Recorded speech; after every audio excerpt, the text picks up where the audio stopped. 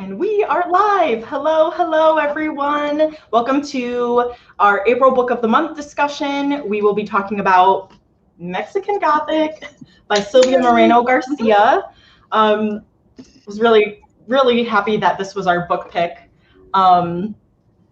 because it was different than any other book we've read so far. So I'm excited to talk about it. If you're here, let us know in the comments. If you're watching the replay, also let us know. I will let my lovely co-hosts introduce themselves. If you don't know me, my name is Holly Davis. I'm a YA and middle grade fantasy writer, fur mom. Pets are behind me. We'll make cat meows, I'm sure. And yeah, I'm happy to be here. We'll go in order. I'll go next. Yeah. Hi, I'm Teresa Beasley. I write under the pen name T.A. Beasley, and I write young adult and adult contemporary fiction and thrillers. And I can't wait to talk about Mexican Gothic. Hi, I'm Vanessa Marie. I am a YA fantasy, paranormal, and horror writer. And you can find me at Vanessa Marie or author Vanessa Marie on Instagram. And I'm excited to talk about Mexican Gothic. Hi, everybody. It's good to see you again. You can find me on Instagram at writer Alicia Grumley, and I am the writer Alicia Grumley. I do young adult fantasy, but I also do poetry, which I did a lot of during camps. So that's kind of my bread and butter. And I am excited to talk mostly about Mexican Gothic. I'm going to do again what I did last time because I'm not quite done yet. So sorry, that's just how it goes. It was really busy for me. But I am excited to talk about what I can talk about with it. Cool. Exciting. Hi, everyone. I'm Heather Venkat. I write middle grade and YA fantasy and contemporary, an aspiring author. I am really happy to talk about Mexican Gothic today, and I do not have the book to display because I listened to the audiobook. Yes, so this will be really exciting because like Teresa did a reread, Heather listened to the audiobook. I think everyone else read the physical copy, so it'll be interesting to have these different. Oh, you did both. Ooh. Ooh. Okay. Extra.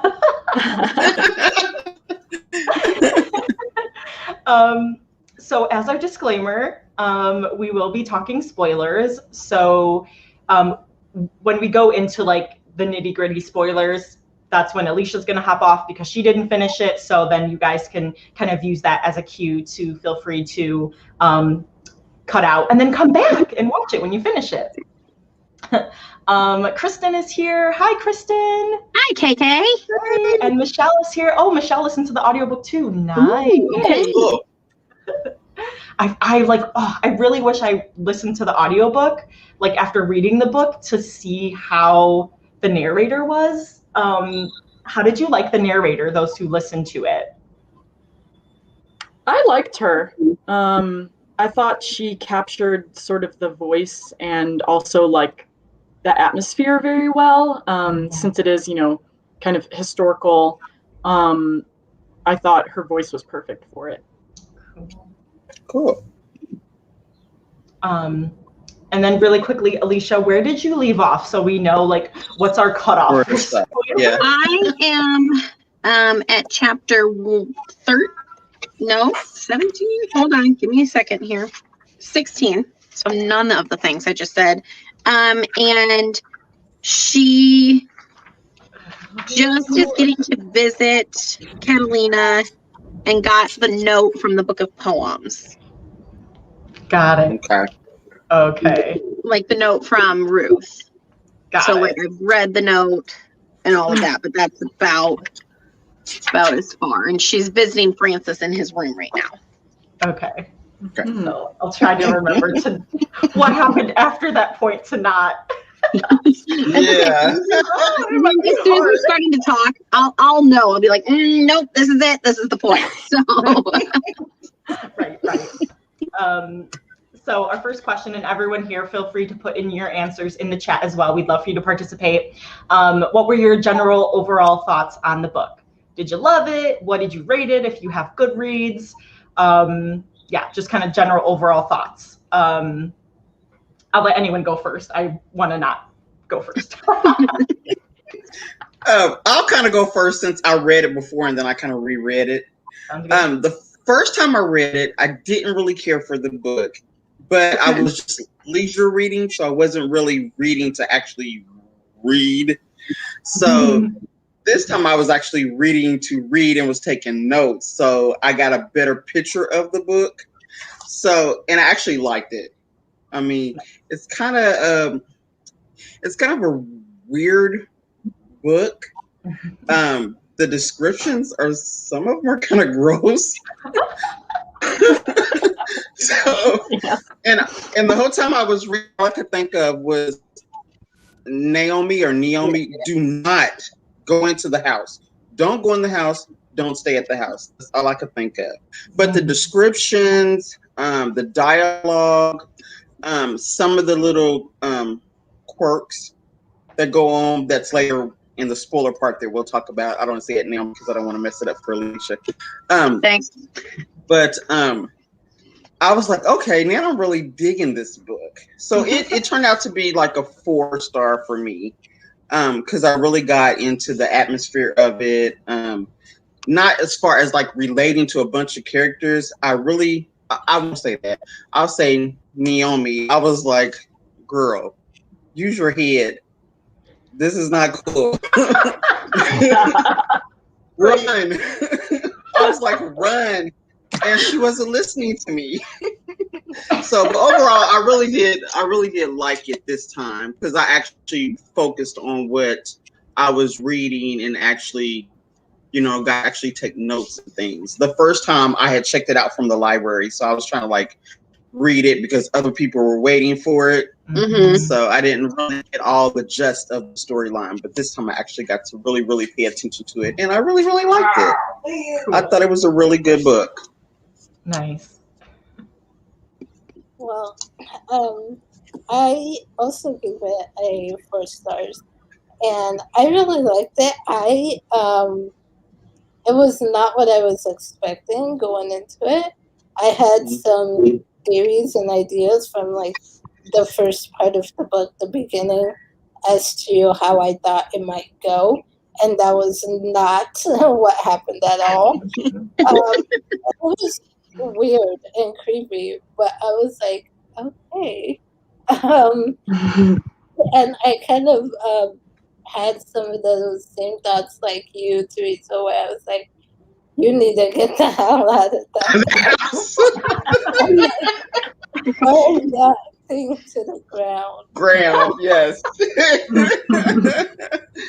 But, yeah, so it was different than what I was expecting, which is a nice surprise always.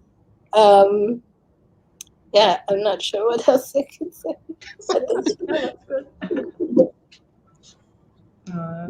Yeah, I can piggyback off of that. I also gave it a 4 out of 5. I don't typically read like Gothic horror, so it was a good change of pace, and it was definitely very creepy. It reminded me just exactly as like Teresa and Vanessa said, like of a movie where you're just yelling at the main character, like, don't do this. There's a cemetery next to the house. Like, that's gotta be a sign. Like, don't go. But obviously she cares for her cousin. So, but I enjoyed it. And one thing that I thought was really cool was that I found out that Sylvia, the author, created a Spotify playlist for it. So it really like gets you in the mood too. Like I was like, okay, I was listening to it, so I couldn't listen to the playlist while listening to the audiobook, but it would have been kind of cool to listen to the playlist while reading it if, because there are some lyrics in there, so it may get distracted. But I just felt like I could picture everything that was happening. I really liked her writing style, like it was very poetic at times. So I did enjoy that, and I felt like it was a fairly, like it moved fairly quickly. At least listening to it, it felt like it was like moving at a fairly quick pace. So I never felt like super stagnant at any specific point. But yeah, I enjoyed it. I'm enjoying it so far. Somebody asked me last night because I was reading it, and it's a friend, and she's like, "Well, what's it about?" And I go, "I don't know yet." Like, I'm not quite sure, but I was able to say, like, I think it's definitely in this Gothic genre, and I was very impressed with the way that Sylvia has wound all of those Gothic elements through. And I don't read a ton of Gothic, but I do have a little bit of kind of background knowledge. And it reminded me of some of the stuff in Midnight and Indigo, which I really liked, going back to that sense of creepiness and like that kind of like surrealism, like, which is kind of like a Gothic spinoff almost. Right. So yeah, I don't obviously have a rating yet, but I'm interested enough to see where it's going to go. So cool. Yeah, Kristen says horror isn't my thing, but that said, I liked a lot about Mexican Gothic. I gave it 4 stars officially, but it was like 4.5 for me. I think it was really well done for creepy, slow build horror. Mm-hmm. And I still think about some parts of it weeks later. It was hard for me to rate and review, but again, I thought it was just really well done. That's a really good review. Yeah. I also gave it a 4.5, but on Goodreads, I rounded that up to a 5. Because I think, let me see what it has on Goodreads right now. I try to like look at that too. I'm like, well, if it has like a 4.3 and I would give it a 4.5, then I have to rate it a 5 because it's above a 4. So anyways, there's a method to the madness, which once they let you put 0.5s in Goodreads, it actually has 3.71. So that's why I was like, it deserves a 5 because it needs at least a 4. So, and good. I was going to ask Michelle because I wanted to know what she thought because she reads a lot of horror and writes horror. So Michelle said, I read a lot of horror and write in the genre too, and really enjoyed the book. I love the setting and it was a fresh take on a typical haunted house story. Love the lore. I didn't even really think about that like it's a spin on the haunted house. Yeah. Mm-hmm. Yeah. Mm-hmm. Like High Place, the way I say it is like High Place is its own aesthetic. Like this whole book is an aesthetic. Like it's just its own thing. Mm-hmm. I also don't read a lot of horror, but kind of like Kristen said, like the slow build, I really liked how everything unraveled at like this perfect pace with like, you were able to kind of come up with your theories as the mystery, like slowly you got clues here and there and the mystery was unraveled. So I loved that. And I think that's pretty much it without saying spoiler stuff. Right.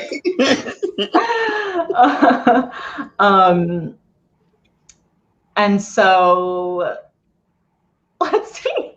I'm trying to see where to go next. I guess like how about this? How about I'll give something and then you guys can build on it. Got it. Okay. So one of the things I was most excited to talk about with this is the way that Sylvia used some motifs to kind of build this aesthetic, to build up all around and give the setting that characterization so that it feels like it is a place, right? Or like that, not just like it feels like it's a place, but it feels like it's a living, breathing entity, right? Mm-hmm. So I really liked these motifs of the color yellow. I like the motif of the snakes that come up and through, fairy tales, and then there was another one that I had.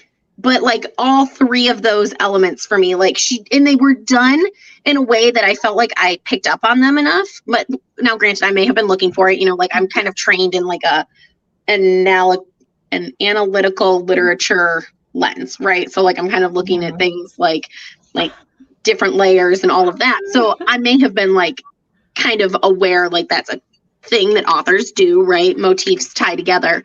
But I didn't feel like any of them were overdone, but that she would sprinkle them in just like the right amount, like just here it is. And then it would like just tie it all together. And it just feels super succinct and super well thought out and just very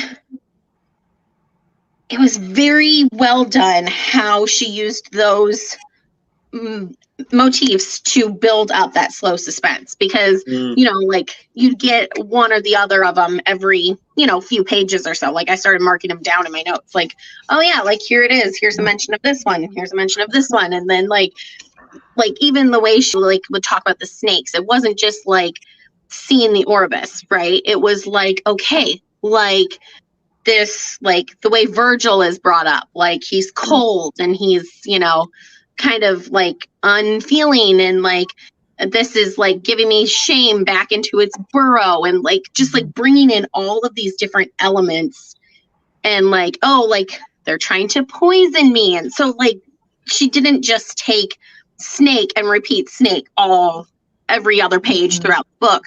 She took an aspect that you might think of when you were thinking about snakes and dropped it in. And I thought that was excellent. I thought she just did a fantastic job. And with all the motifs, the yellowing, like she like the amber ring, the way the wallpaper is yellow, which reminds me of that short story that I like, you know, the yellow wallpaper, which I talked about with Midnight and Indigo. Yeah. And you know, just like how in the dreams are yellow, and you know, there's just so many things. But then it's also like sometimes his eyes look like they have a hint of gold, and sometimes there's like this, like, you know, like if I was going to write a paper, I would want to write about the motifs in this story because there are just so many, and the way she explored them. And it was a very effective tool. She used that so well, I thought. And yeah, like the poisoning, the fairy tales, like this, like feeling of like, okay, like she loved fairy tales as a kid, but now there's this, like, what happens when these enchantments are broken, and, you know, like all of that. So I think she just did a great job. And I would love to hear what anybody has to say about the motifs, or if there were other motifs that you guys picked up on that you liked as well. Yes. I just want to shout out Jennifer's here. She's looking forward to reading Mexican Gothic. Awesome. I think this is a good book to read if people don't usually read horror, because it's right. Yeah. So Alicia always picks up on things that I didn't pick up on. You're like, yellow. I'm like, oh, really? Like, what? I knew like the Ouroboros, but Michelle says she'd even consider silver among those motifs as well. Yeah, which is interesting. So I didn't pick up on the yellow, but with the snake, it was like, you know, it was that infinity sign of the snake eating its own tail, and so like it was like the people in this house are like consuming themselves and destroying themselves while trying to survive at the same time. So that was really cool. I did not pick up on most, you know, I picked up on the snakes, but I didn't pick up on those other things. But I appreciate it. And now that you're bringing it up, and I'm like, oh yeah, like I do recall them talking about, you know, the gold here and there. I'm not as familiar with like the silver, how that plays in. Is that? I think, well, and maybe Michelle can comment back, but I would say, like, because it's the silver mine, and there's like the silver in the house, and like it talks about how the silver touches every aspect of the community, or like the lack of silver and the lack of money, and like so it's kind of like the status, and even with like the priest and the doctors, and you know, like all of that kind of building up. And maybe Michelle had something different that she would say, and I would love to hear if you did. But that's my first thought of how the silver could also be a motif, because it's a kind of like unifying element that runs all the way through. Yeah, that makes sense. Especially since the mines was like a big part of that particular family, the Doyles. Right. So I could see where the silver would be. And I was thinking of the yellow, like, didn't it say something about the yellow with the wallpaper? Yeah, and she was in one of the down dreams. The hall in one of the dreams. Yeah, for sure. Yeah, she's like in that, like, there's like the woman who's like made of the mushroom spores, yeah. It's just like it looks very magical, right? But like you can't touch it. You can't touch it. Don't do it. It's bad news. So Her sleepwalking made me scared of sleepwalking. Yeah, because the creepy stuff that was happening when she was sleepwalking. I'm like, please never let me sleepwalk. Exactly. She didn't even know she was doing it. Yes. Yeah, because it's like you think, oh, when you go to sleep, that's when you get your break from all of the like creepy stuff that's happening in the house, and it's like, nope. You can't even rest when you're sleeping. Right. You're supposed to be safe when you're asleep. You're supposed to be safe. Right. And when you wake up, then it's the things that happened to her were still even creepier than that. Yeah. Oh, no worries, Michelle, about typos. But she said that's exactly how she saw the silver, and the house is full of it, but it's all tarnished. Yep. I love that. Cool. And one thing I noticed too was that, like, trying to keep in mind, the historical setting, it's like, it was kind of hard for me to read at times because it's like the men have a very, old style view of women. Like, women are supposed to be, this way, that way, and the men kind of have more of like the power. A lot of times it's like, oh my gosh, they're sort of like towering over her. She feels helpless around them. But in reality, she is a very strong-headed, strong-willed person, yet she still was like made to feel vulnerable and almost like helpless at times. So that was kind of hard to watch, but I was glad that she, was able to stand her ground many times. But there were a lot of times where it was like, hard to read because I'm so mad at these, at the society, at the men, and obviously with, and they kind of talk about like the blonde hair, the lighter skin, like they don't want to taint, and it's just like, so there were aspects woven in there that I thought Sylvia did really well. That was just another thing I was going to bring up. Yeah, that was hard. Like right away, like at the dinner, like she had to be silent, and she's like, "What is going on? This is like so weird." But right away when we meet Howard, like, he's like racist and just, he's like a pig and was creepy, and it was just like, what is this? It was frustrating because you couldn't do anything about it but read and hope that things got better. They did have a lot of rules. I was like, what is up with all these rules? Right. Like, oh, and you're going into the city? Like, well, why? Why do you have to go? Like, Florence is a real McPain in my butt, you guys. I would never be able to tolerate her. You guys, I think a lot of you know that, or I've said before, but I'm an 8 on the Enneagram. So, like, that whole, like, being told what to do thing is, like, 100% the last thing to convince me to do anything that you want to do. Like, if you want to tell me what to do, now we're like in a battle. Okay, great. I'm not going to do it just because you told me to do it. So I'm an 8 too. Are you? Yes, I'm an 8 on the Enneagram too. Oh, nice. Hey girl. Hey girl. I'm like, that is not going to work for me. Not Vanessa, today. do you know what you are? Do you know your Enneagram? I'm a 3, self-preservation 3. Nice. Okay. I actually don't know. I don't know. You need to take it. I'm a 2-wing 1. Yeah. Wait, Teresa, which way do you wing? Oh man, I can't remember now. Okay, I wing 7. So I'm wondering if maybe you wing 9. I either wing 7 or 9. I have it wrote down, but yeah, I like it's way over there. But I have everything packed up, so I can't get to it. But right.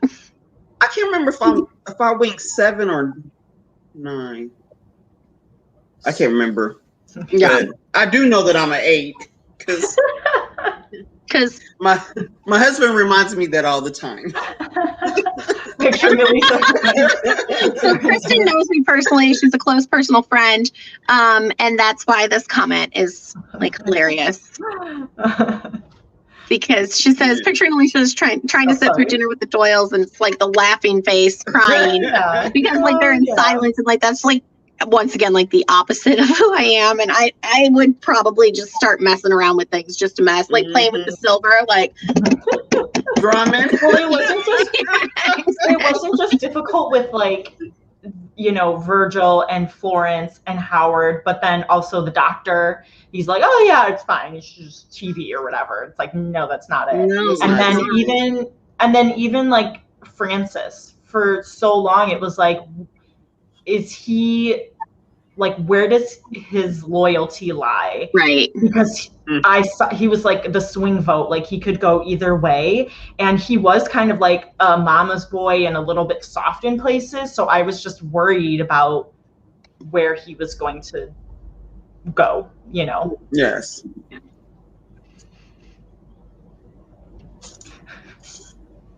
Okay.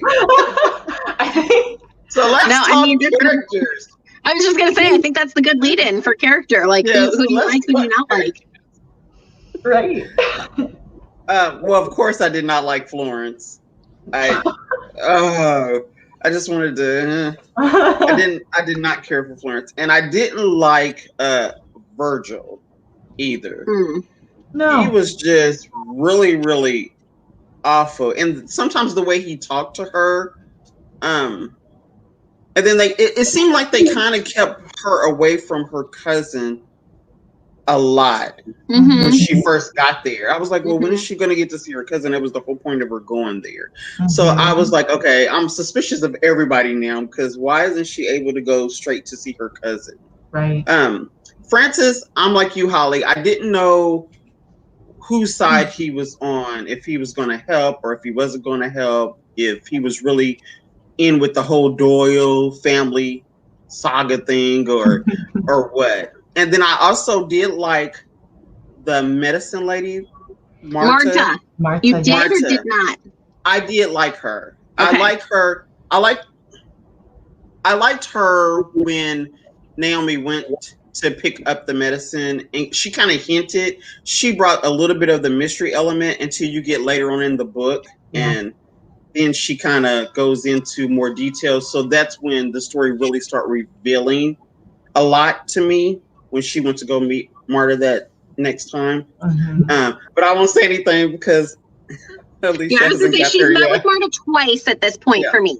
So, but like, I don't feel like I quite have answers yet. So so I don't want to say anything about that part. We'll talk about that later. But I did like her character, and Naomi, of course. I liked her sassiness, and she kind of went there like she was of air and like, okay, you should treat her a certain type of way. But then as she got there and started being around those people, she still tried to stand her ground. But like Heather was saying, she kind of stepped back a little bit too. So seeing her develop throughout the story, I really cared for that. I really liked that. I think it'd be easier for me to say who I did like rather than who I didn't like, because I mostly didn't like any of them. But I mean, Naomi and Marta I liked, and Francis I think. But see, for me, and Teresa, maybe you feel the same way, I'm like, he's a toy. Like, there's not enough for me there. There's I'm like, a lot of substance. I need a little bit more. Like, I don't like Virgil. I don't trust Virgil, but I respect Virgil. Okay, there's like that line for me. Like, do I want you in my crew? No. Do I trust you as far as I can throw you? Hell no. But do I respect you? Yes. And that might be because it's like that, like, kind of cat mouse little bit of it, you know. I'm also a Slytherin. I don't respect him at all. I don't respect him. No. No, I did not like him. No. But I'm also a Slytherin. So, like, you know, like, I respect that he's playing his game, whatever that game is. Like, I know he's playing the game. I see he's doing something, but I don't have a problem, like, with the game. I have a problem with the way he's treating everybody else, right? Like, okay, well, he's doing his thing. So, like, no. Want to hang out with? No. Respect? Maybe a little bit. just for the way that he's controlling the situation, as it were. So, yeah. And I was gonna say, like, I don't know. I don't really feel like I have anybody else that stands out so far for me as like a like. But like Marta, the other doctor, the doctor in town, he's all right. Yeah, he was okay. He was like kind of helpful. Yeah. A little bit. A little, yeah. That would He was be a like lot. trying. He would try, but like that doesn't mean Like he did go to High Place. Like right, but Yeah. he just doesn't have enough information to be helpful, like in reality, I don't think. Because he's like, no one's ever been there, they're never here. It's like that whole separation. He's like, they have their own doctors, they've never used me, and which also is weird, guys. Like that is weird. It's like complete isolation in that house. They're like completely isolated to that house. Mm-hmm. Yeah. Yeah. And I like the house as a character too. Yes, the house is its own character. Yes. Yeah, like I like how well developed the house is as a character. Yes, as a character, yes. But I don't like the character of the house, you know what I mean? Because it's so creepy. It's so creepy. Yeah. I don't like what the house is doing. Right. But I like the house as, you know, as a character within something. But I don't like what the house is actually doing. Right. I feel like that's a lot of this book for me, though, is I feel like it's just, I have very complex feelings about all of it. So it's well written, it's well crafted. I think there's a nice slow build, but I'm like, oh, this is very creepy. Creepy and weird. There was sorry. It's a different type. I read a lot of horror books too because I'm a big horror fan. But this is like a different type of horror for me. It was not like the normal like ghost story type or not serial killer, but slasher killer person. Right. This is like that slow. I don't know how to explain it. It's slow burn. It's like a slow burn, different type of horror. But it's so interesting though. Right. Teresa, have you read a lot of the like classic like Gothic horror stories, like the like Edgar Allan Poe or like Frankenstein is kind of in that same range, and like all of that stuff, like because that's really what it reminds me of in terms of genre and like that slow burn. I do have a book that has a lot of the Edgar Allan Poe type stories, and I actually do have Frankenstein's book. Yeah, I do have the Frankenstein book. But yeah, it's just I haven't read stuff like that in such a long time. But then when I read this, at first that's why I was thinking I couldn't get into it. But this time when I read it, it was like, okay, this is just a different type of horror. It's not a bad horror. It's just a different type of horror. Right. It actually reminds me of a certain movie, but I'm going to save that to the spoiler section, because if you know what movie it is and you've seen it, it probably will. And, but as far as characters go, I'm like Alicia. I didn't like a lot of the characters, like none of the family. But actually, my favorite was probably Catalina.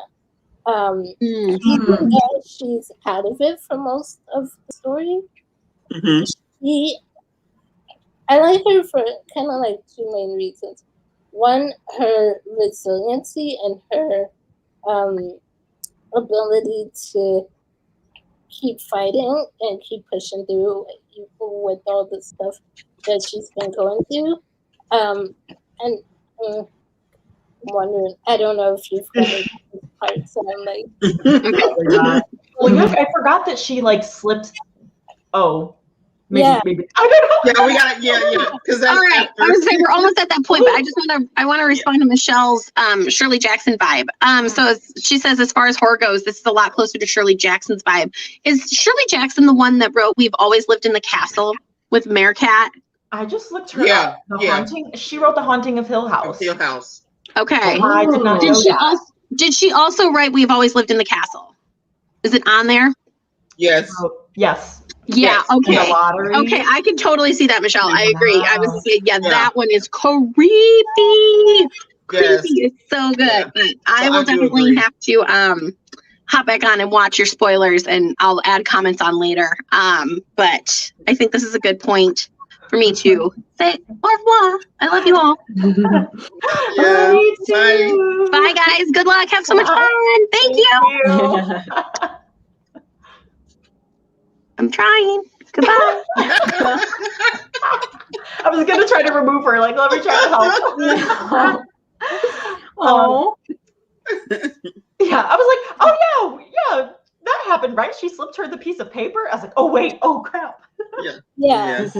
So, when we find out that she basically orchestrated a way to get help, even though, she was being drugged and kept loopy and out of things. That was one of the reasons, why I loved her character, was just her resiliency and ability to fight through all of that. And then at the end, when she stabs Virgil and what's his name in the eye, I was like, yes, go girl. Finally. It was like she got her, like, that showed her, like, yes, I am strong, even though, like, I have, like, there were bits and pieces that I was able to reveal through it, but, like, I'm actually a strong woman, and she got her justice, which was awesome. Because I felt like she kind of started off like, you got or at least I got this impression that she was a little bit of a fashionista. Like, she liked her good clothing. She kind of played around with men a little bit, like, oh yeah, but I think throughout the story you really realize, like, how she's kind of like, I'm not going to take any of this crap, like, and I think the reason why she seemed more vulnerable at first was because she didn't have all the answers. And then when she knew what the actual problem was, she's like, all right, well, I need to, like, take this into my own hands. Like, and she felt more comfortable sort of defending herself.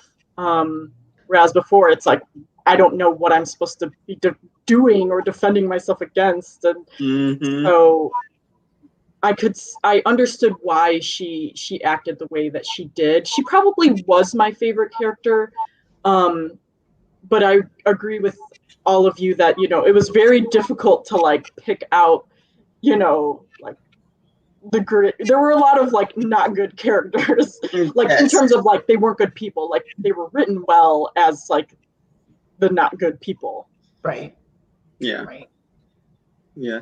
Now, the portion that the healer was, that she sent her cousin to go get, Catalina sent her to go get, she had taken it before, but I don't remember if it said how she got it the first time. Because how does she know to take that particular potion? I think Catalina was starting to feel, like, off, so then she went to her, and then that's why then when she, like, made that remedy for her, and then she's like, hey, if I don't, come back, send this letter. So, Catalina was smart in that sense, but she was when she first started saying, because I was like, I don't remember it seeing how she got it the first time. At first I thought it was Francis that had got it for her, because he was trying to help Naomi with it. And I'm like, well, if you knew all this time that this was going to help and kind of clear their mind a little bit, why didn't you give it to Catalina a long time ago? Right. Well, but I guess it's called seizure, so. But apparently it had a reaction, a side effect. Right. It had, like, a side effect to it, because she started having the seizure. I was like, oh my God, don't die. I know. I think she took too much, wasn't it? I think so. Too much of it. Okay. Yeah, I think she kind of downed it, and she was like, no, don't take that much. And she ended up having the seizure. And then, of course, they all were like, you're horrible because you gave her that, and you're trying to kill your cousin. Oh, yeah, I'm the one trying to kill her. I'm trying to kill my cousin. I'm the one that came here to try to help my cousin. Really, people? Kristen said, I really like Francis by the end. I thought his awkwardness was endearing, and there was depth, complexity of his loyalty to his family, but also kind of hating his family and definitely hating his situation. That's true. That's true. Yeah. And then I can Michelle agree. too said, I was holding my comment due to the spoilery nature, but I really like Francis, especially in relation to Noemi. Their gender roles were swapped, and he was her damsel in distress at the end. I love that. Oh yes, Oh, you're yes. right. So good. Such a good catch, Michelle. We're so glad you're here to catch all these things that we're not finding. Yes. I love that.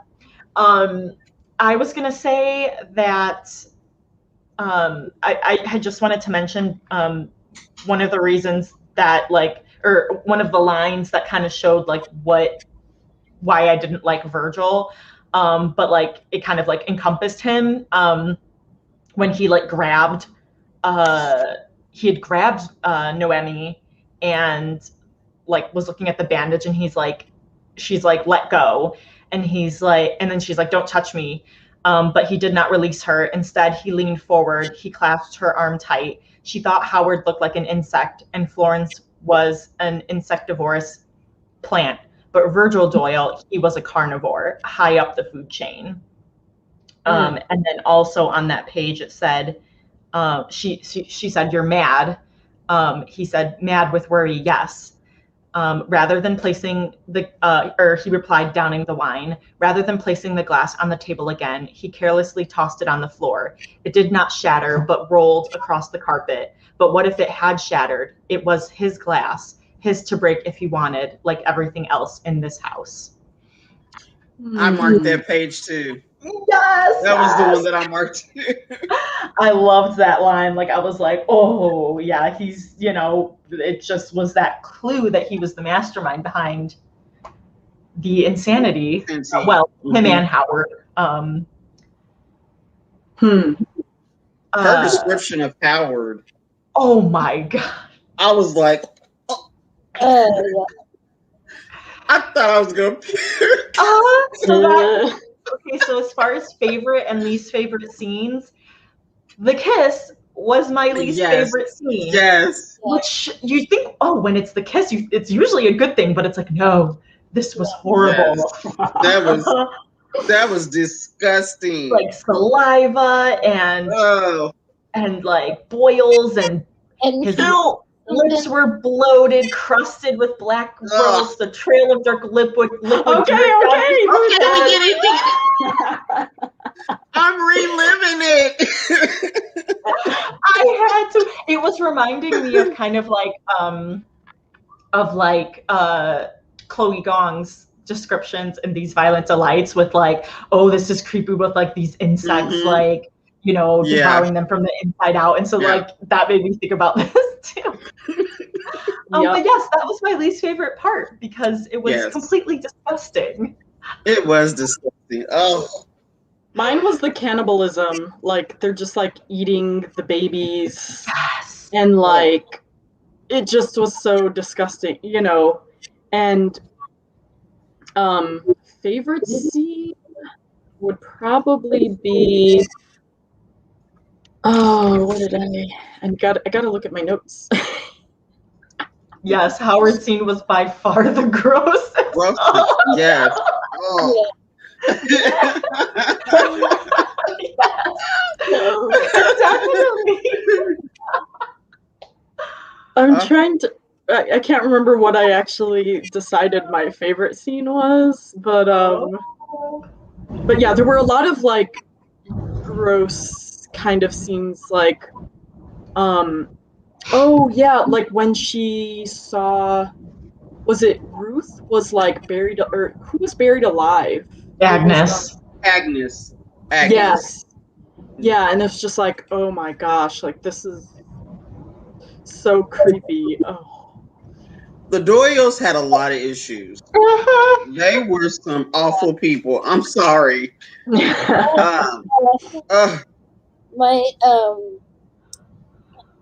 the comment I was going to bring up earlier, the movie this reminded me of is Get Out. Have you guys seen Get Out? Oh yes. Oh yeah. Yeah. When we find out at the end, when we find out how he's Howard is possessing these other bodies movies, and like, I mean, it's not the same as Get Out, because I mean, he's using the women to have children and then possess the children, not the women, but it still had that factor that reminded me of Get Out, but way more creepier. Right. And just the whole storyline with the bloodlines and, you know,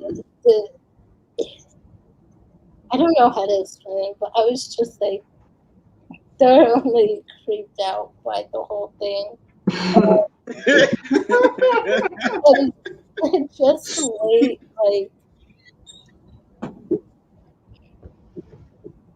I think just the way they talked about, like, even I'm sorry, my husband is playing games.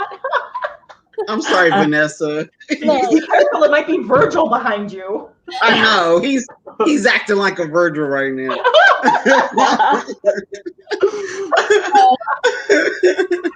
I'm sorry about that. Yes, book summary. Yeah. But no, I was going to say, like, even earlier, like that scene you were talking about in the beginning where they're talking about women and how they view women and stuff, and they're talking about race and stuff, and you know, how Naomi is like, I forget how they described her, but like basically obsessed with people like her, people of color, really, and just, I think it goes to show like the abuse and fetishization, if I can say the word, of people of color in certain body types. And just, I don't know how, I'm like, I'm trying to explain everything, but I'm like getting jumbled in my thoughts as well. No. Kristen's agreed, definitely. And she hasn't seen Get Out. You need to see Get Out. I need to see it. Yeah. Oh, it's so good. I had a live writing sprint, last one for Camp Nano last night. Kristen was also there, so we were talking about like horror stuff and like Get Out and then Us. And then I realized that, wait, Them is out, which is like related to, I think it's by the same director as Us, but it's on Amazon Prime Video. So I started watching that. I watched the first episode yesterday, and I'm like, why am I watching this at midnight? I need to watch something else before I go to bed, because I'm watching this alone in the dark at midnight. And so yes, but it's so good. But oh my goodness, Them is something else. I'm sorry, Vanessa. Go ahead. No, I was just going to say I've been watching American Horror Story every night. So. I only watched the first season. That's all I was able to take because I felt like weird and off afterwards. So that's why I'm like, okay, only watch one episode a day because like you'll feel weird after. You don't want to feel weird. You know, another movie that this book reminds me of it's called House of Bones. Oh, I've heard of it. It's really good. It's about this camera crew that goes into this house to film. They're trying to debunk that it's a haunted house. Oh. But it's similar to the house in Mexican Gothic where the house is alive. Ooh. And all this stuff starts happening to the people in the house. And there's like a little bit of possession going on. But this book reminded me of that movie. It's called House of Bones. Cool. Well, yeah, there's like organs in the wall and Yeah, it's Catalina saying there's voices and dead people, you know, in the Mm. walls, and you know, so it's she was just saying like it had a heartbeat, like Yeah. when she was sleepwalking that time, it had a heartbeart. I was like, oh my god, this reminds me so much of House of Bones. Well, I have to add that to my watch list. Yes. Do you Yeah, guys I have a quote Yeah, I was where gonna she perfect. I says, was gonna say let's go into quotes. yeah, I have a quote where she says, "This house, she was sure, was haunted. She wasn't one for believing in things that go bump in the night either, but right that second she firmly felt every spook and demon and evil thing that might be crawling about the earth, just like in Catalina's stories." Yeah. Ooh, Yeah. so good. Oh.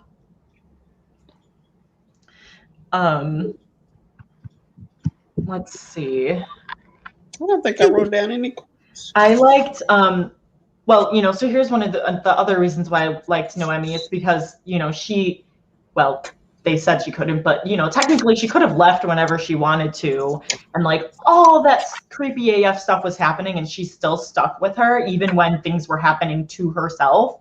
But I liked like the lines on page 136, 137, where they were talking, like she was finding out more about Ruth, and Noemi's like, she wanted to run away with her lover. Instead, she ended up shooting her whole family. I don't understand why she'd do what she did. Why didn't she run away from High Place? Surely she could have simply left. Frances says, you can't leave High Place.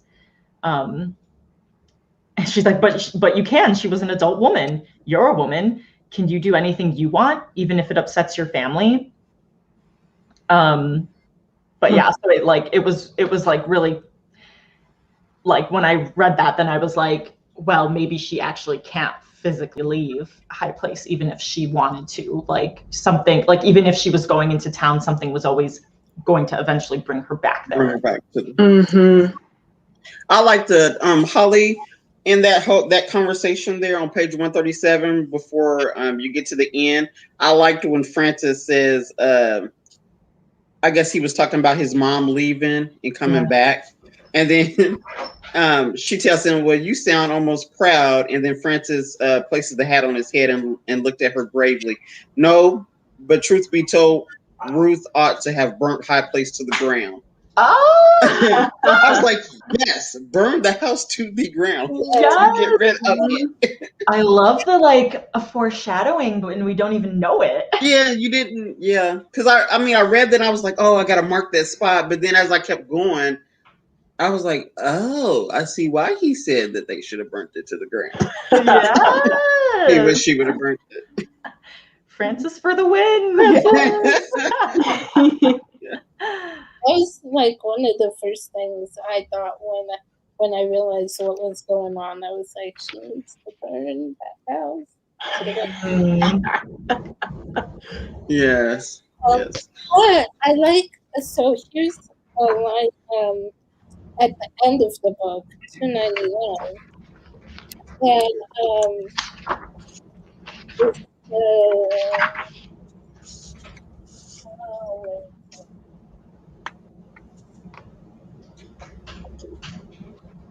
What if it's never gone? What if it's in me? He asked. And there was a hitch in his voice. I don't know, she said. They've done everything they could. Dwindled the mushrooms, destroyed the blood, and twisted like a tincture. It ought to be gone, yeah, in the blood. He shook his head with a heavy exclamation. If it's in me, then I should get into it. We shouldn't be so close to it. It's not. And just like that last conversation they had there, I'm like, it kind of is. I feel like it made everything even more creepy and horror, because it's like you think you escaped, but did you?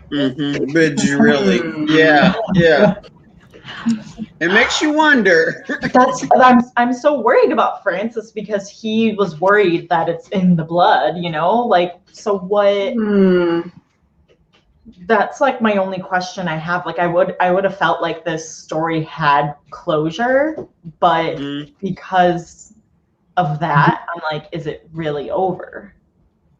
You know? Hopefully it is, because you know, like they end. It's like they're together. You want this, like, kind of. You want them to just like enjoy their life together after this. So hopefully it's the end.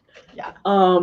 Hopefully, but I think that's exactly the point why it's left like this. To make you go, but is it over? Is it done?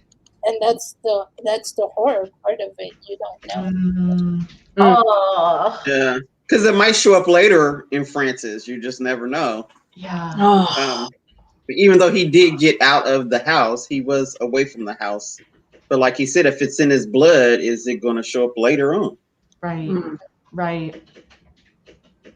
Yeah, like there's hope there with Noemi and Francis together and out of High Place, but there's also potential for more horror in the future. And yeah, the ambiguous ending. It's fun to imagine it going either way. Yeah. Yeah. So, the never knowing. You can make it a happy ending if you want, or or not a happy ending. I'm just glad they got Virgil and Howard. Yeah.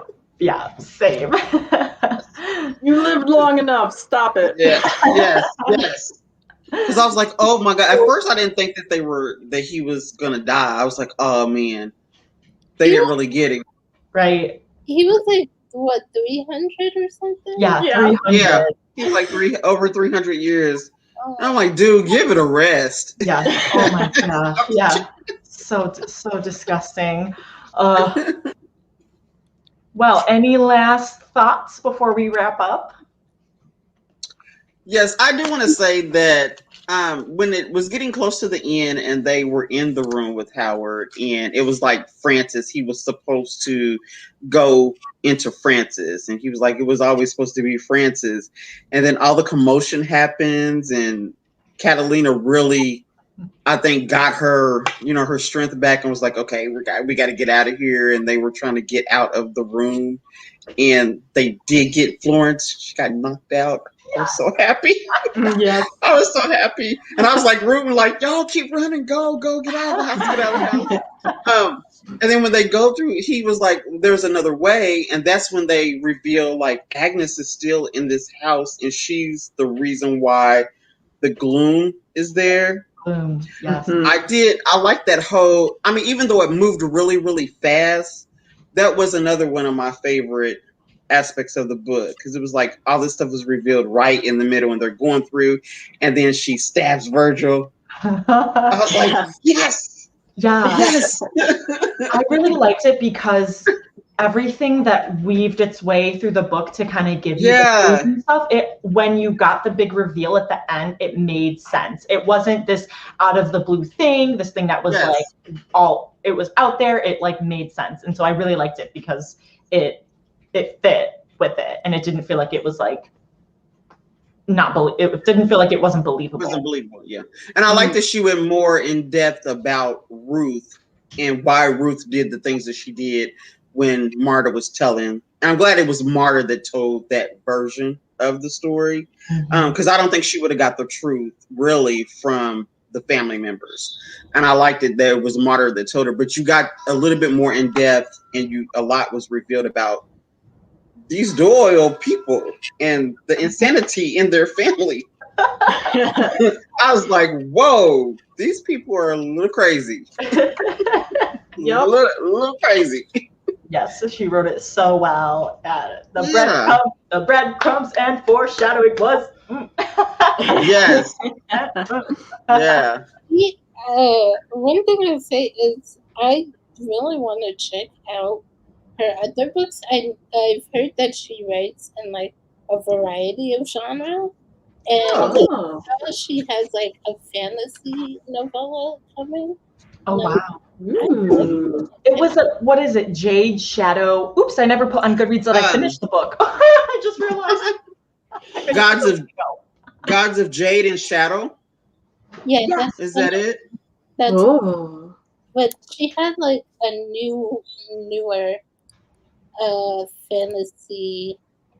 Let's see. I don't know if it's on Goodreads. I think I saw someone mention it on YouTube in a YouTube video. So I don't Yeah, know. actually, Oh Gothic, yeah, she's got a lot. yeah, She's got Gothic several and things Style, out. those were the first ones. That was the first book I heard about from her. So to think like, oh, that's the same person that wrote Mexican Gothic. But so yeah, I mean, I want to check that out now. So Oh, Yeah, Yeah. I want to try her Certain Dark Things. It's more of like a vampire gangster type Yes, story. I want to try that one too. ooh. Yeah. Yeah. She has a lot of different genres she writes in, which is cool. That's pretty cool. I need to add those to the Diversity is Lit's TBR. So Mm-hmm. wonderful. There's so many good books to read. It's impossible. I know. I know. Too many good reads, so little time. But speaking of reads, our next book read for May is Witches and Gold. Yes, so please join us for next month. Super excited about this book. Shannon, I know she was a Pitch Wars mentor. Was she a mentee? I think she was also a mentee. And then she became a mentor, which is super cool. Also, giving a quick plug, if you would like a free bookmark to use for your book club picks, I will mail these to you for free. So you can email me at WriteHollyDavis@gmail.com, and I'll mail you a bookmark. Love them. So check it out. And then we also have a merch store, and our lovely co-hosts are merch. Yeah. So thank you everyone for joining. This was super, super fun, and I'm glad we got to talk about Mexican Gothic. Yay! Great discussion. Yeah, it was super fun. Yes. Please follow these lovelies. Their social medias are linked down below. They're wonderful people and writers. And we will see you in the Goodreads forums. So thanks for joining, and we'll see you next time.